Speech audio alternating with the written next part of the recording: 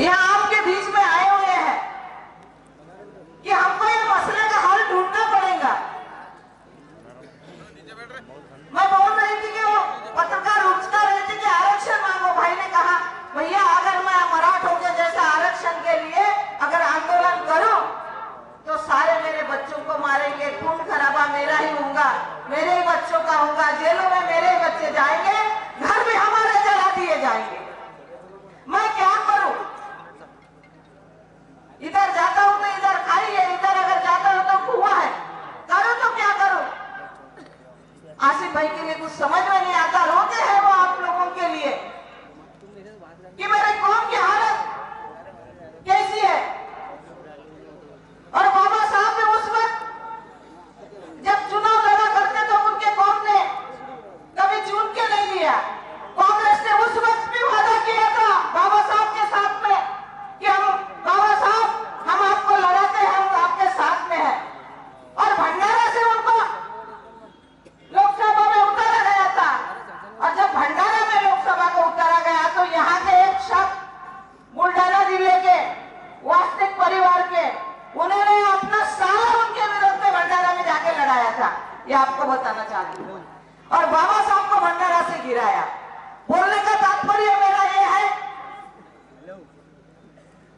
कि भाइयों देखो, जो शख्स आपके लिए कुछ करना चाहता, आपकी हक की बातें करना चाहता, आपके लिए वो रोता है दिन रात, ऐसे उस शख्स को आप लोगों ने मायूस नहीं करना चाहिए। मैं ये झोली फैल के आप लोगों के साथ भीख मांगती हूँ, भीख मांगती हूँ मैं आपको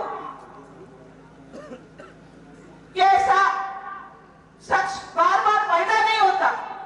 डॉक्टर भीमराव भी कभी दोबारा पैदा नहीं होंगे, जिनके वजह से हम आज इस देश में जी रहे हैं।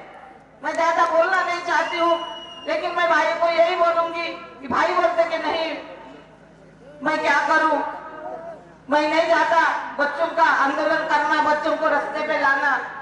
और हम इतना आरक्षण जो आज वो आरक्षण लाना चाहते, वो संविधान देना चाहते जिसको मनु का संविधान कहते हैं, जिन्होंने बाबा साहब ने जलाया था, वो संविधान इस देश में होना। इनको ये संविधान है, वर्ण व्यवस्था यहाँ जो खत्म नहीं हो लेकिन खत्म हो रही है, वो वर्ण व्यवस्था लाना चाहते।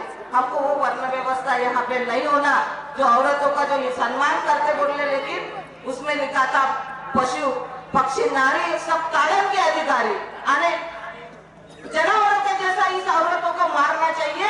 ये उनका संविधान, ये उनका संविधान वो देश में लागू करना चाहिए।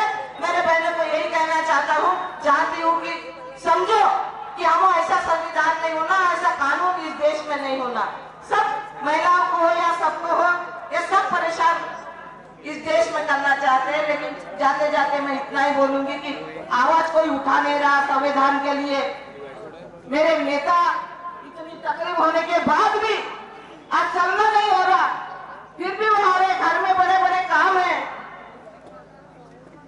सगाई आए घर के परिवार को, लेकिन उसमें शामिल नहीं हो रहे। बच्चे नाराज है, बच्चियां नाराज है, लेकिन फिर भी आसिफ भाई यहाँ तक हमारे लिए आप लोगों के लिए दौड़ रहे हैं। तो आपने इस बात की मुझे लगता अहमियत समझना चाहिए कि भाई ये शख्स इस तरह से हमारे लिए करता है। और ये आरक्षण अगर गया, ये संविधान अगर गया तो सिर्फ मुस्लिम नहीं, मुस्लिमों का तो कोई लेना देना नहीं है, उसके लिए रोजी रोटी नहीं। वैसे भी हम रास्ते पे बैठ के भजे तल रहे, चाय बेचने वाले बड़े होते हैं लेकिन भजे तलने वाले हम लोग वैसे की वैसे ही है।